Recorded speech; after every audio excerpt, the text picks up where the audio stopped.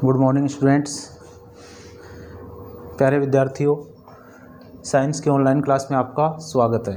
पिछले कालांश में हम रासायनिक समीकरण के बारे में पढ़ रहे थे कि रासायनिक समीकरण है उसको किस प्रकार से लिखा जाता है। किसी भी रासायनिक समीकरण है उसको लिखने के क्या क्या नियम होते हैं, क्या क्या चरण होते हैं, इनके बारे में हमने पढ़ा था। उसमें हमने एक बात पढ़ी थी कि किसी भी रासायनिक समीकरण को लिखते समय हमें उसको संतुलित करना ज़रूरी होता है। तो किसी भी रासायनिक समीकरण है उसको संतुलित किस प्रकार से किया जाता है, इसके बारे में हम आज की क्लास में चर्चा करते हैं। तो आज का अपना जो टॉपिक है वो रहेगा रासायनिक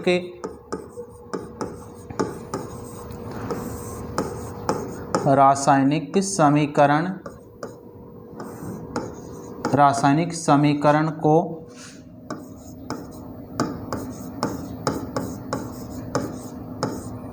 संतुलित करना। रासायनिक समीकरण को संतुलित करना। अब देखिए विद्यार्थियों, समीकरण को संतुलित करना, संतुलित करने का मतलब क्या हुआ? संतुलित करना क्या होता है? जैसे हम चर्चा करते हैं, एक तराजू है। तराजू जानते हो, जिसको अपनी भाषा में हम तखड़ी बोलते हैं, तोलने वाले बोलते हैं। इसके द्वारा किसी भी वस्तु का वजन ज्ञात किया जाता है। एक अपनी साधारण तुला होती है, जैसे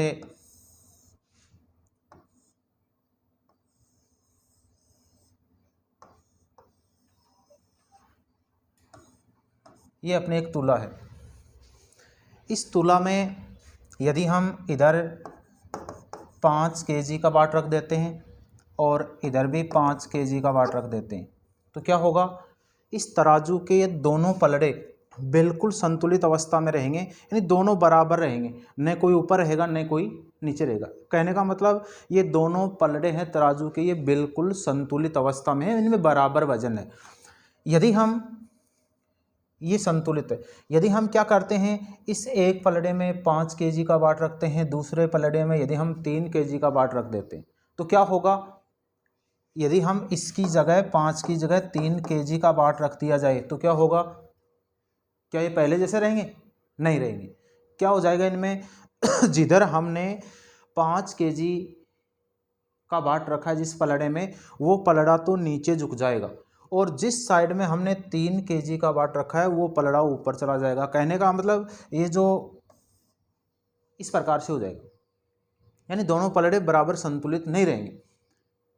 तो यदि इधर 3 kg का बाट रखा है, इधर 5 kg का बाट रखा है, तो एक पलड़ा, ये पलड़ा नीचे झुक जाएगा, और इधर वाला जिसमें 3 kg रखा है वो पलड़ा वो ऊपर उठ जाएगा। तो दोनों संतुलित नहीं रहेंगे। फिर हम क्या करते हैं, इसको संतुलित करने के लिए क्या करेंगे? इधर 5 kg का बाट रखा है तो इधर भी हमें 5 kg का बाट रखना होगा, और यदि ऐसा कर देंगे, हम दोनों तरफ बराबर वजन रख देंगे, तो दोनों पलड़े बिल्कुल संतुलित हो जाएंगे, दोनों बराबर रहेंगे। सेम ऐसा ही समीकरण में होता है।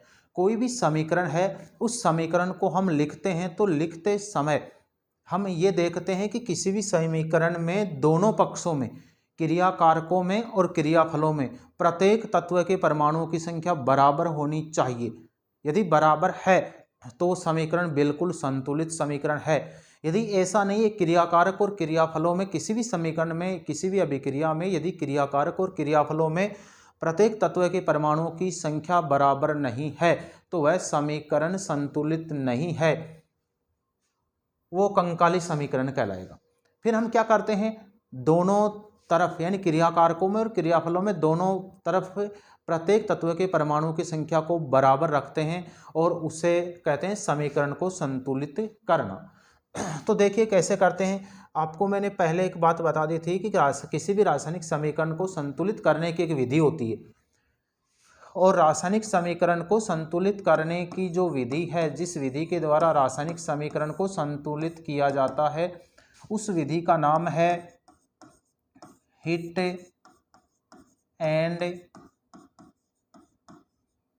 एंड ट्रायल विधि।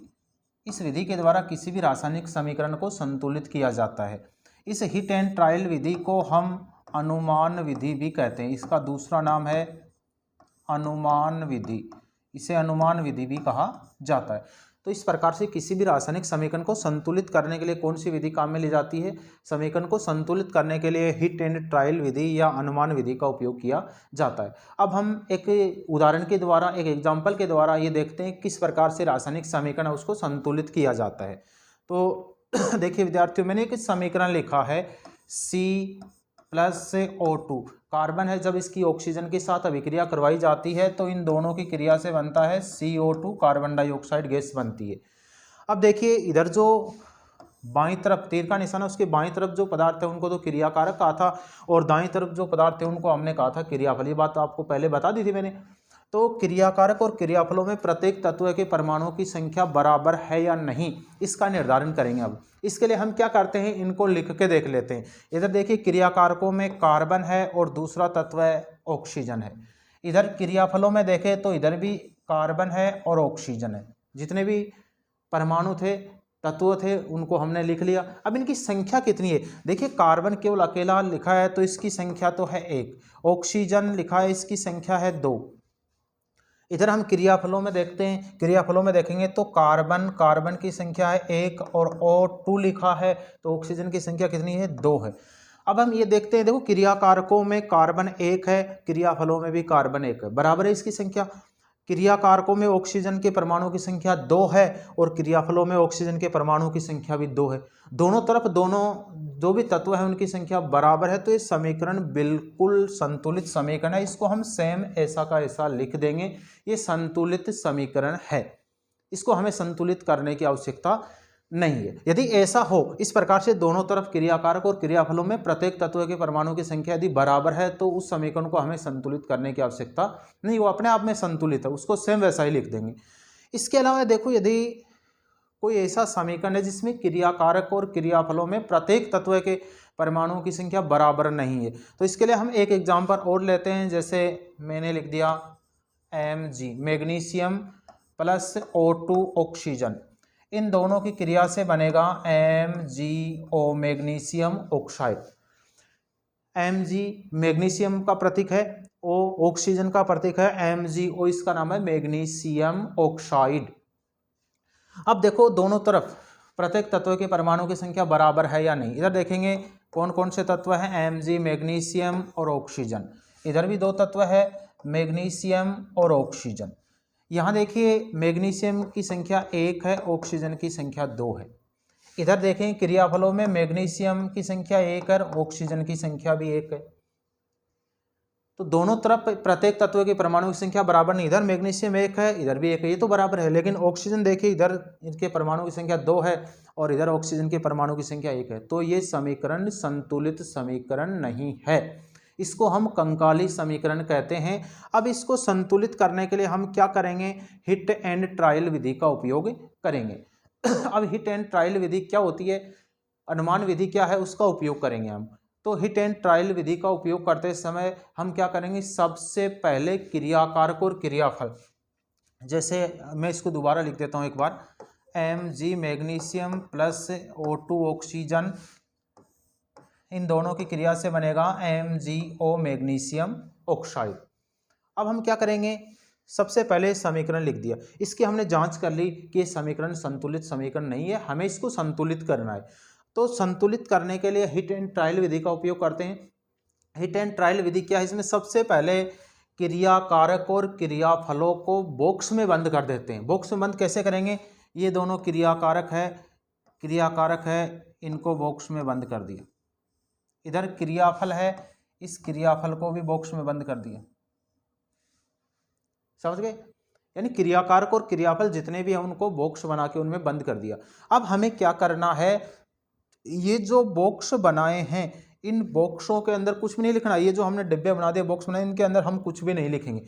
न इनके आगे यहाँ हम कुछ लिख सकते, न तो बॉक्स के अंदर कुछ लिख सकते, न यहाँ इनके आगे कुछ लिख सकते। हम क्या कर सकते हैं, ये जो बॉक्स बनाए इनके पीछे यहाँ कोई भी संख्या लगा के, 2 लगा के, 3 लगा के, 5 लगा के, संख्या लगा के इनको बराबर करने का प्रयास करते हैं।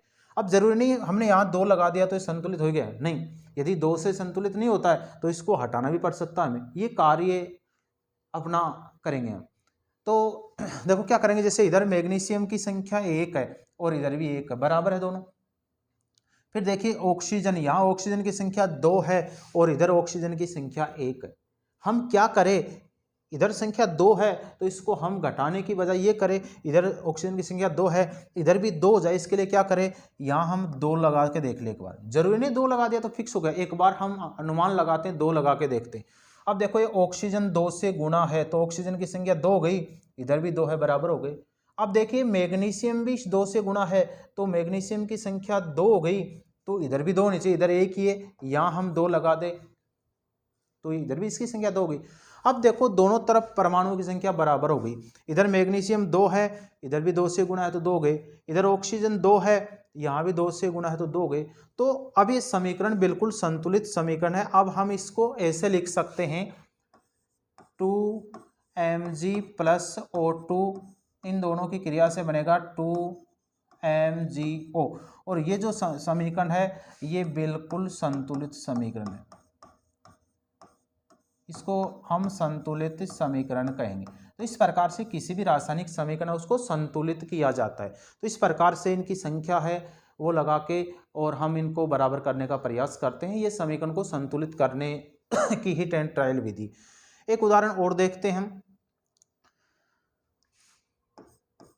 N2 प्लस H2, इन दोनों की क्रिया से बनता है NH3।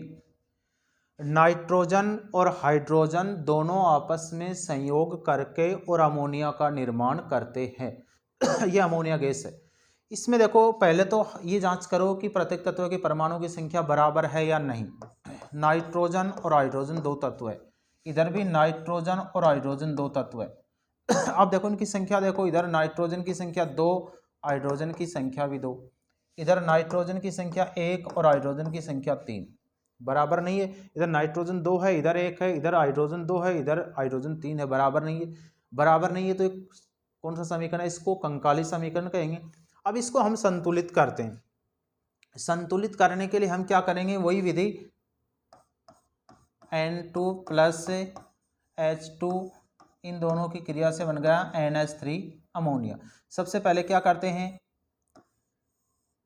क्रियाकारकों और क्रियाफलों को बॉक्स में बंद कर देते हैं। तो क्रियाकारक और क्रियाफलों को बॉक्स में बंद कर दिया।